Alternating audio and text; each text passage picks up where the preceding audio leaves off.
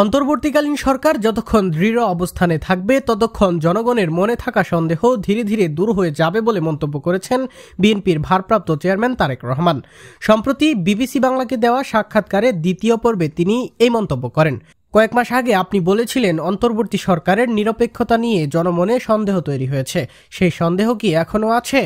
তারেক রহমান এর উত্তরে বলেন, আমি যখন সেই কথা বলেছিলাম তখন পর্যন্ত অন্তর্বর্তী সরকার নির্বাচনের কোনো সুনির্দিষ্ট রোডম্যাপ বা সময়সূচি প্রকাশ করেনি।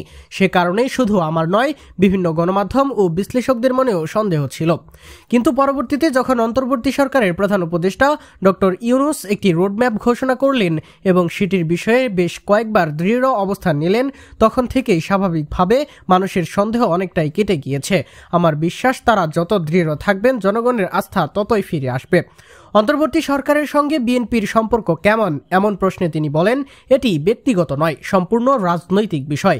আমরা সবসময় চাই এই অন্তর্বর্তী সরকার সফল হোক। তাদের দায়িত্ব হলো কিছু গুরুত্বপূর্ণ সংস্কার সম্পন্ন করা এবং একটি সুষ্ঠু, নিরপেক্ষ ও স্বাধীন নির্বাচন আয়োজন করা। আমরা আশা করি তারা তাদের দায়িত্ব সততার সঙ্গে পালন করবেন। তিনি আরো বলেন, আমাদের প্রত্যাশা একটাই, তারা যেন কাজটি সুন্দরভাবে সম্পন্ন করেন।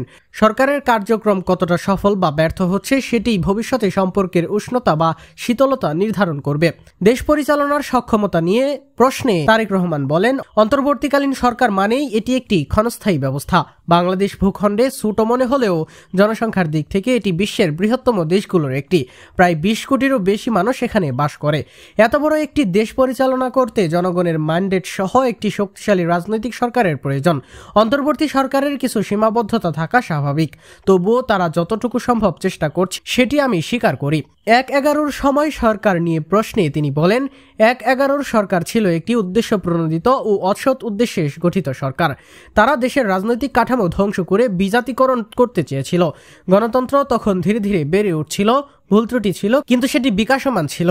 অথচ তারা সেই ভিত্তিকেই ভেঙে ফেলতে চেয়েছিল, দেশকে নিয়ে যেতে চেয়েছিল এক অন্ধকার অধ্যায়ে। পরে একই প্রবণতা আমরা গণতন্ত্রের নামে ভিন্ন আকারে আবারও দেখেছি। কূটনীতি ও বৈদেশিক নীতি বিষয়ে বিএনপির অবস্থান সম্পর্কে প্রশ্নে তারেক রহমান স্পষ্ট করে বলেন, বিএনপির নীতির মূল কথা একটাই, সবার আগে বাংলাদেশ।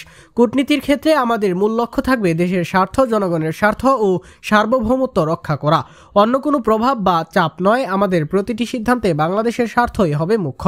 বৈশ্বিক রাজনীতির প্রভাব নিয়ে মন্তব্য করতে গিয়ে তিনি বলেন, না, আমি অন্যদের মতো ভাবি না, আমি বাংলাদেশি, আমার কাছে বাংলাদেশের স্বার্থই বড়। কে কি বলল সেটা আমার কাছে গৌণ। আমার দেশ ও দেশের মানুষের স্বার্থই সবার আগে। বিষয়টি একদম সহজ, জটিল কিছু নয়, সবার আগে বাংলাদেশ।